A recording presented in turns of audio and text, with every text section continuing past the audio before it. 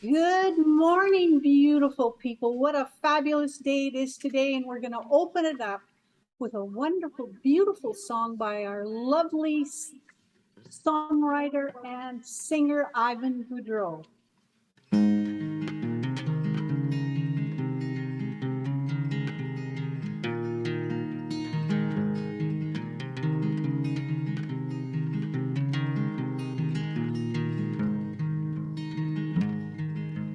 Young man sitting on a bench in the rain, hats on the ground, waits for spare change.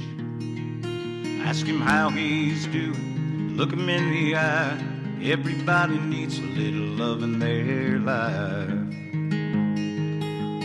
Live with love, love with grace. Put a smile on a stranger's face.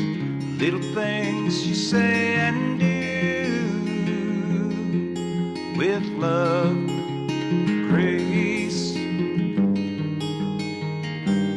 gratitude.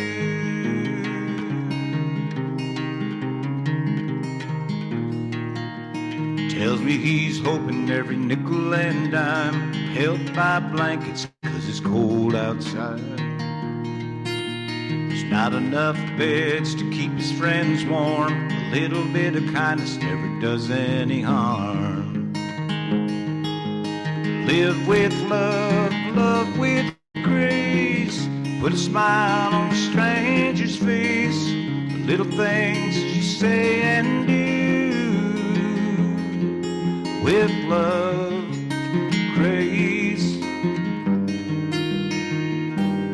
gratitude.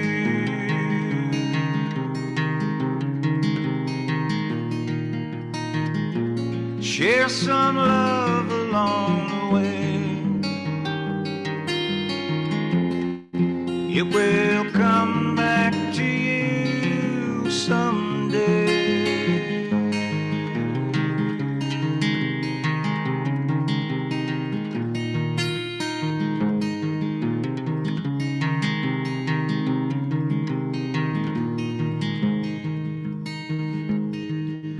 We yearn for things we haven't got, live too fast, race the clock. For all the joy that we've been through, nothing wrong with gratitude. Live with love, love with grace. Put a smile on a stranger's face. Little things you say and do. With love, grace, gratitude.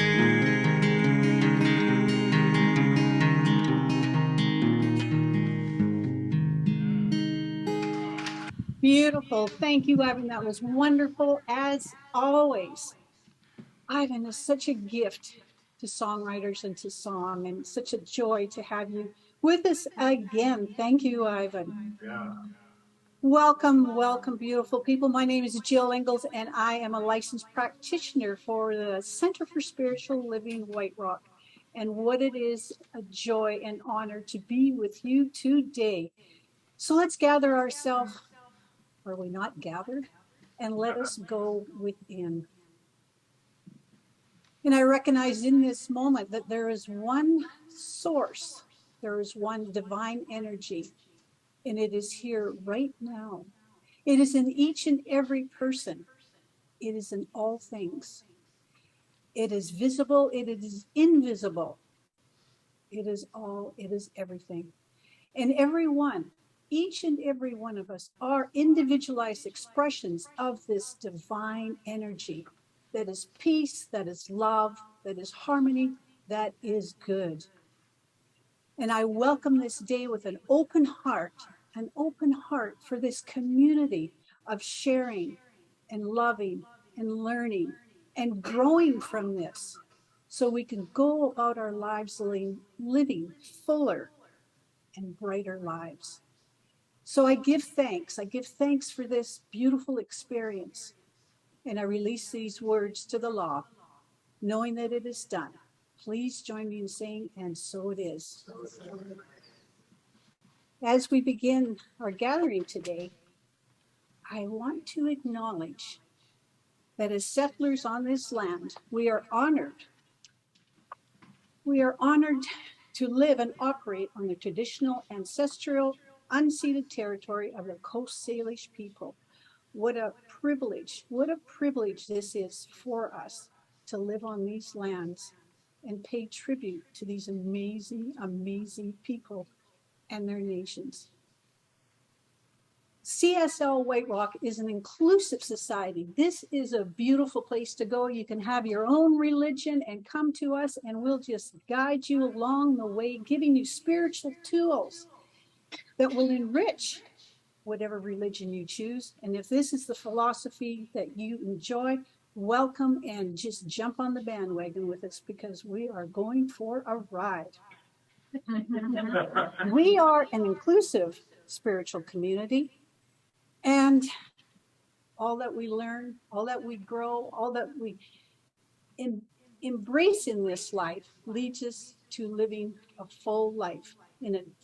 Our life flourishes and flows out of ease and grace when we practice these. Our teaching is based on 4 cornerstone beliefs. Oh, I just love these. They're so good. There is one life, one source. Everything that you see and is from one source. Amazing, isn't it? Then we are spirit. We are spirit, having a human experience. Think of that. We are spirit, having a human experience. So we choose. Nothing outside of us needs to change in order for us to be happy. That's not quite what I was feeling the other day, but it is the truth. And we are here to walk each other home. And this is what community is all about. Our vision at CSL White Rock is a loving, vibrant world that works for all. So welcome, friends, and thank you for being with us here today. It is a joy. This is an old song from an album I did in 2005 called Doesn't Matter, Don't You Know?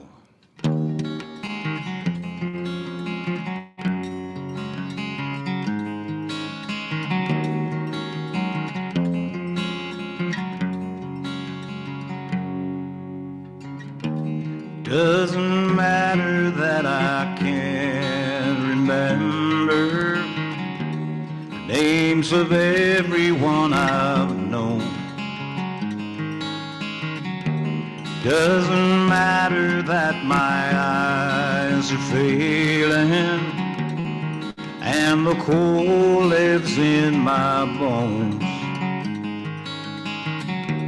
Doesn't matter that my heart is willing, but my feet are made of clay. Doesn't matter that my strength is fading or my hair's a little gray.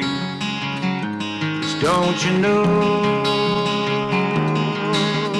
life is a gamble and a wondrous game of chance. And I'll go loving it all until I dance the final dance. 'Cause life comes and goes, don't you know?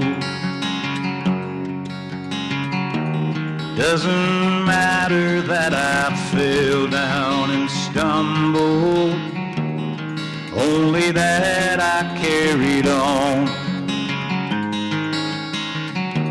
Doesn't matter that I'm not always certain. I know I can't please everyone. Don't you know, life is a gamble and a wondrous game of chance. And and I'll go,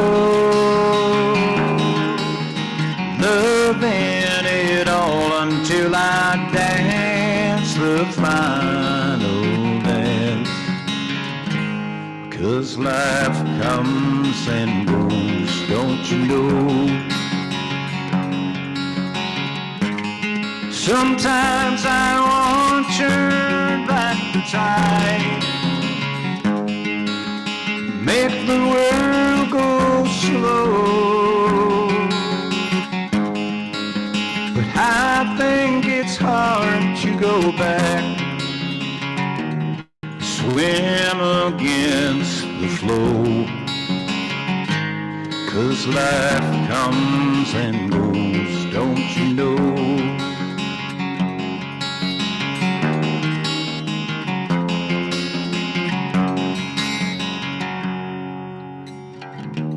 Doesn't matter that I fell down and stumbled, only that I carry on. Don't you know, life is a gamble and a wondrous game of chance. And I'll go, loving it all until I dance the final dance. 'Cause life comes and goes, don't you know? Yes, life comes and goes, don't you know? Well, welcome again. If you don't know me, my name is Tamara Rossander. I am the spiritual director here. I am a ministerial student in my final year of ministerial studies. It's been a long 3 years. I have just upcoming finished. I have one class left, and I have this next 3 months. I'll be doing only 10 tests that are 3 hours long each. You know, nothing too crazy at all. Nothing too crazy at all. So, and why I tell you that is you're going not to make you feel bad for me or go, oh, Tamara, but the talk title today is Living Your Dream. So this is part of my dream. This is a calling that came along to me to be in service to CSL White Rock and to be of service into teaching the basics of science of mind and deeper levels, whatever, wherever anybody is on their journey. I'm hoping to meet you each there and be of service in some way, because that is my major calling, is to be in service and to be able to contribute back to the world. And I've done it in small ways throughout my life, in all different ways. Whether I was, when the kids were in school, I was the mom that organized all the parties, or I was the mom that organized the different activities for all the kids to join together so that we could bring together a community. And I found myself just naturally throughout my life, always doing that, working towards building a community together. And so, okay, you guys are all gonna laugh, but this is my notes today. I don't know if you can see that on Zoom. This is the way my brain works. So you'll have to forgive me if I go off a little bit. But the thing that I thought is, there's a quote by the Buddha: set your heart on doing good. Do it over and over again, and you will be filled with joy. Do it over and over again, and you will be filled with joy. And the other by Muhammad, he said, a person's true wealth is the good they do in the world. Our true wealth is the good that we do in the world. So that leaves me back to living your dream. And being, as Ivan's song, this is our best times right now. Diane's beautiful meditation talked about living on our purpose, and Diane even gave us her purpose. And so I think of purpose and life purpose as that we're here to express the divine. And by expressing the divine through us, as it is in us, here in this human form, that is our ultimate goal. As Diane said, we are all one. We are one in the connection with the divine. So I was looking up the word divine and see if I can find this right away for you. So I looked up the divine urge. So in what Ernest Holmes says is the inner desire to express life, the desire to accomplish more, to be more completely happy, prosperous, and well is right. It is part of the eternal progressive spirit of unfoldment, and we can surrender the entire situation to the working intelligence with the conviction that intelligence will use us as a perfect channel. The divine urge. And I think that's that little piece of each of us that we have when we're in meditation or we're taking that time to be quiet. And the other piece I was thinking about, because we're all of different ages here, and some of us are still working, some of us are retired, some are thinking of retiring, some are thinking of starting a new career at the age of 50, right? So, and that's the thing is, it doesn't matter where you are in your journey. There is still space. And when we did that talk a while back with Terry about elderhood, there is such a role for people even going into retirement, because it is allowing the divine to shine through each of you or through each of us. And Ivan is such a wonderful example of the divine shining through with his songs and the way that he works through. So now our dear practitioner, Georgia, is teaching a wonderful course right now called You. And I think, if you still want to join in, there's only been one class, you can definitely do that. So I was looking at the book and I thought, I wonder if this would have anything in about my talk. So this is just the first chapter, first sentence. You, like all others, are seeking the joy of living. You wish to be needed, to be loved, to be included in the great drama of life. This urge is in every individual. It is in everything. The rose exists to express beauty. Root and branch conspire with nature to give birth to blossoms. An artist will starve in his garret that he may chisel an angelic form from a slab of marble, compelling the unyielding substance to accept his breath of creation. Not only human beings, but everything in nature is endowed with this creative urge. I love this next sentence. When moisture is precipitated in the desert, receives it with gladness and breaks forth into a song of creation, making the most of its brief season in blossoms, in joy, and then storing within the blossom the seed of a future flower. It is impossible to escape the creative urge. I could just stand here and read this book all day. It's such a good one. And so that is the thing, that creative impulse, that divine urge is all there within us. And it is just a matter of how do we want to express it out into the world. And I'm reading another book right now by our beloved Dr. Edward Vilhoun, who he is doing isn't that funny? My iPad just turned on at 11:11 exactly. That's kind of funny. He wrote a book called Seeing the Good in Work. And that is the piece. Sometimes I know I was talking to a friend the other day who was complaining about work and was like, oh, it's just hard. I don't feel satisfied. I just always complaining. And then it seemed that she had a little group of people that she would, complain to, and they would go, oh yeah, you're right. Oh yeah, this is horrible. This is such an awful place to work. And yet I said, well, let's think about that. Is it really an awful place to work? Are the people really working hard at being mean to you? And she said, well, probably not. I said, are they, going out of their way to do that? Well, probably not. And I said, well, what if we shift your thinking a little bit? What if you consider another possibility? because there are endless possibilities within the divine.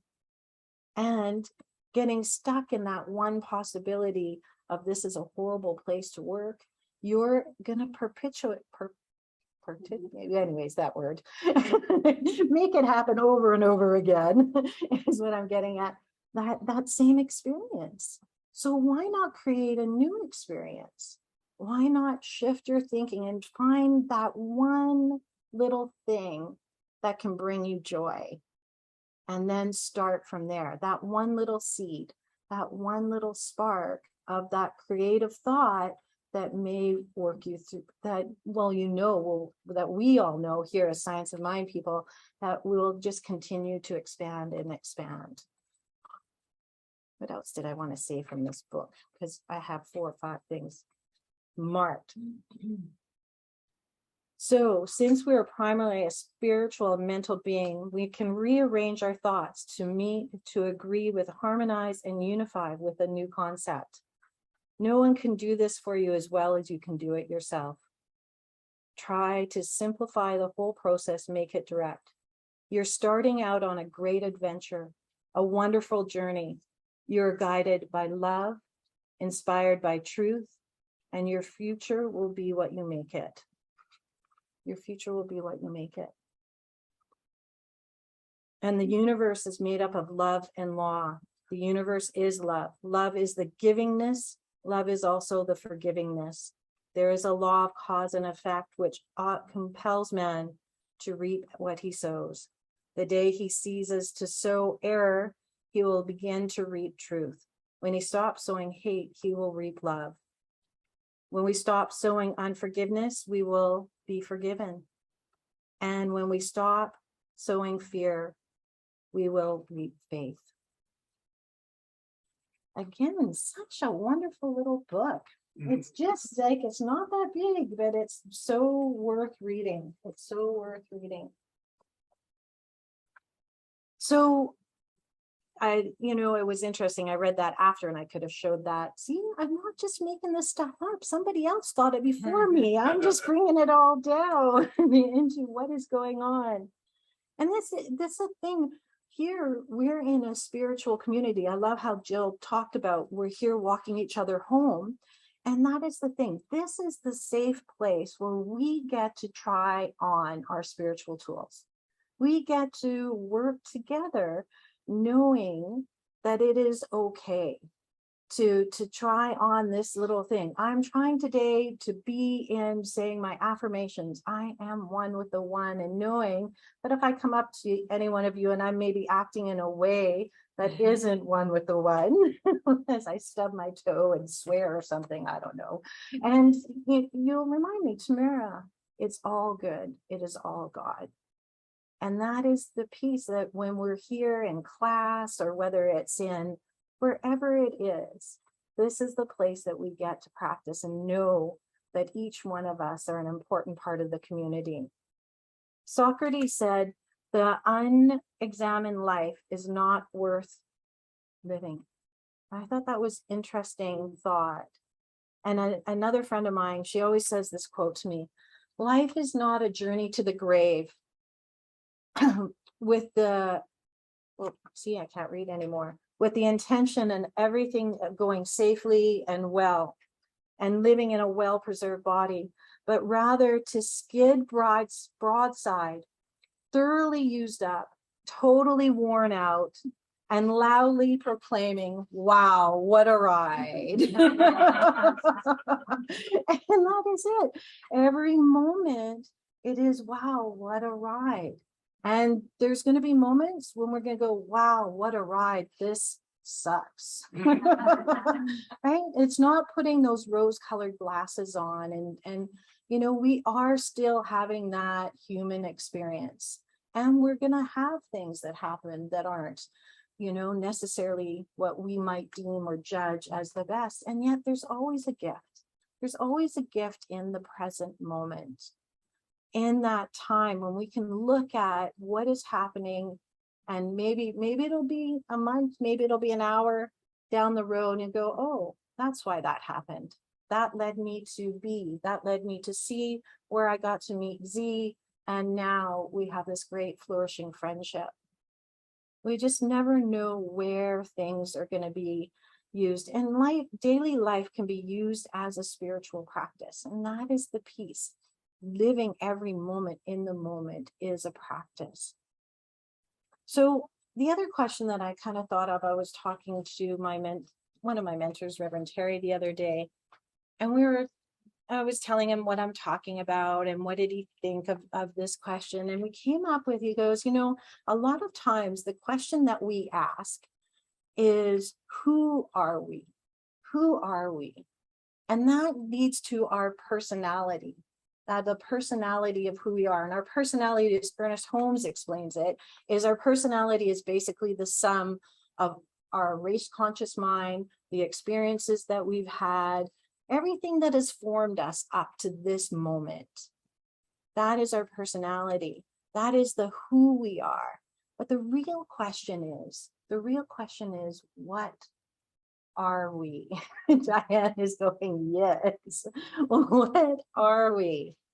And that leads us back to Jill at the beginning. See, it all goes around to one of our main beliefs in Science of Mind, is that we are human, we are spirit having a human experience.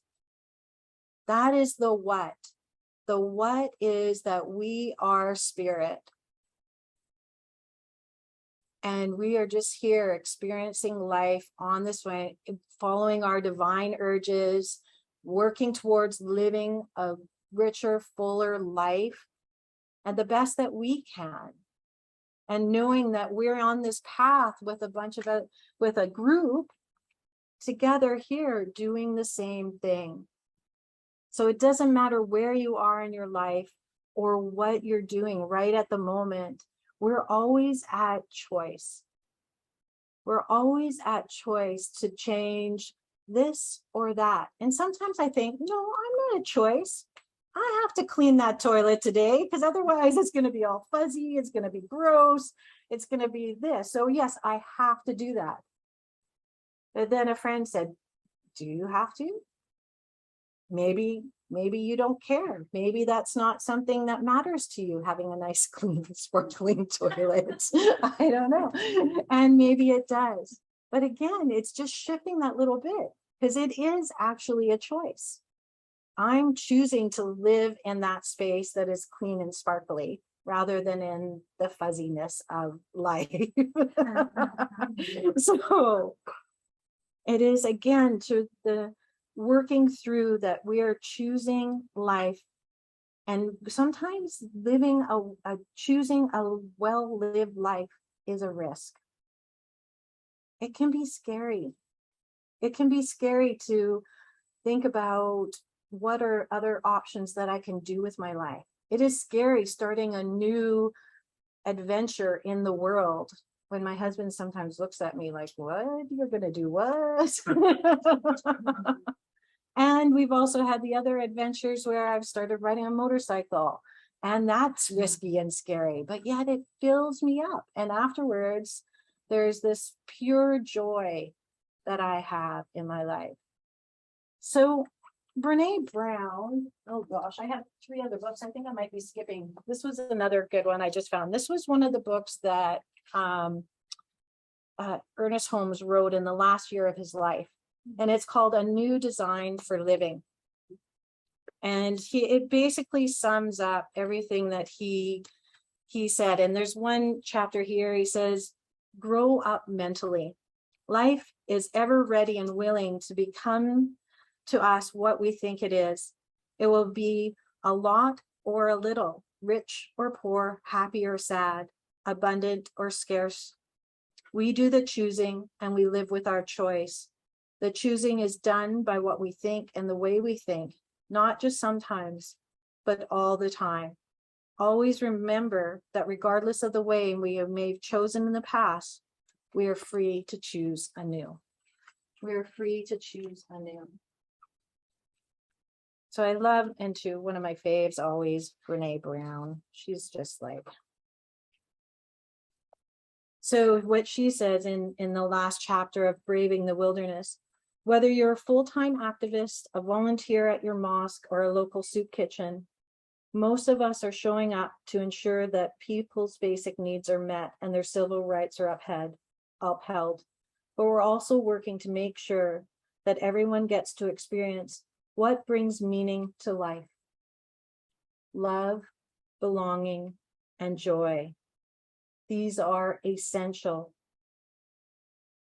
We can't give people what we don't have. We can't fight for what's not in our hearts. But again, the key to joy is practicing gratitude. Because when we're grateful for what we have, we know and understand the magnitude of maybe what we've lost or what we don't have. So today, what's next? You are on a great adventure. You might not think it, know it in your heart yet, but yet it's truth. You are here living as the one. So, I bring to, there was one thing I was thinking about too, was bringing to mind, everybody probably has one time in your life that just filled you up with joy. Just one moment. It could be something small, it could be something big, but just take that moment and think, were you alone? Did you have somebody with you? And that's the peace. That's the peace. It is about people. It is about community. It is about living our joy and expressing it with others and having fun. At the board meeting the other day, I made them do a crazy little exercise, as usual, where I made them for 10 minutes go around their home and look at everything that brought them joy. Just, whether it was looking outside the window to see the sun shining through and to take that in. And the thing is, we can shift. We can choose to shift where we're feeling at that moment by looking around and taking in the beauty of what is around us. Because I'm sure we all have that one little object, or even our favorite flower or picture, or even our favorite memory that can light us up again and help us shift from one way of being and take that step over to the other way of being. Oh, I don't know if I'm moving out of the scene now. I have to be careful which way I move. So today, think about one small baby step that maybe you can take to bring more joy to yourself. And as you're bringing more joy to yourself, that you can bring joy to others. I'm looking at Shelley in the back, thinking of her because I guess it was a month and a bit ago, I asked her, she said, I'd like to do something. What could I do? I hope you don't mind me sharing this, Shelley. Good. She said, she gave me a, okay. But she said, I really love doing a scavenger hunt. And she said, can I do that? And I'm like, yeah, let's do that. And we had, at first I was like, oh, I don't know, scavenger hunt. I wasn't exactly sure. But, the more I got in, the more I played, and I had my partner, my friends with me, and everybody around and chatting. It was such a beautiful experience. And by the end, we're all laughing, having joy, and doing that. So that is finding what it is for you to be in service, whether finding good at your work, finding, a place that feeds your soul that you would like to give back to, or just doing a random act of kindness for somebody, whatever it is for you, go and do that. Because again, set your heart on doing good and do it over and over again, and you will be filled with joy. All right.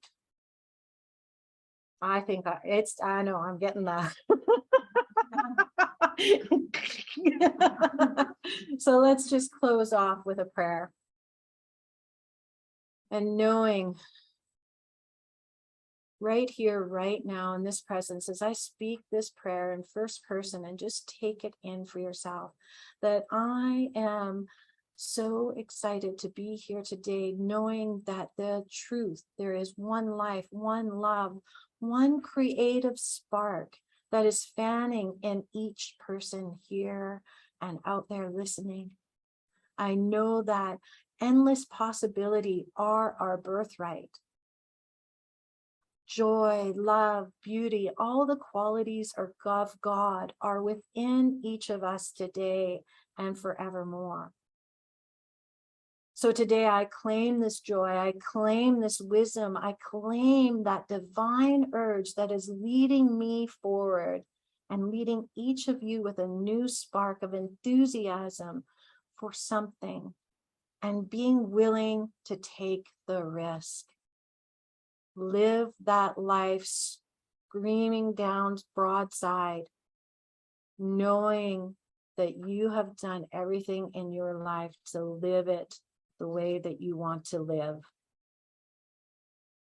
Because that is the joy, the love, the expression of the one, the expression of the divine. So right now, right here, I am so grateful. I am so thankful. I am so blessed that I release these words to the law of mind, knowing right action is already happening. I ask you to join me in saying, and so it is. This is where we talk about what feeds us. Someone once told me that don't donate to anything unless it spiritually feeds you. So if this spiritually feeds you, that is where we are. And for me, it's gratitude. It's gratitude for this beautiful teaching, these beautiful principles, and knowing that there is something always there, supporting me, loving me. And through the channel of this place, this CSL White Rock, I receive so much. I am fed, I am nourished. And this community feeds me and nourishes me. So it is only natural for me to return this in kind. So if you share this feeling with me, this beautiful sense of belonging, please join me in contributing and donating to CSL White Rock. We have a basket at the back for anyone who wishes to donate to us. And for those onliners, you can go online and donate. You can send us a check. You can send us email. Oh, there's so many options. So many options to give, not only in this way, but in all ways to give. So thank you. And I think that 2 likely has it all posted, the 3 ways to give. And oh, here we are again. But I think that is all I need to say. Thank you, blessed people.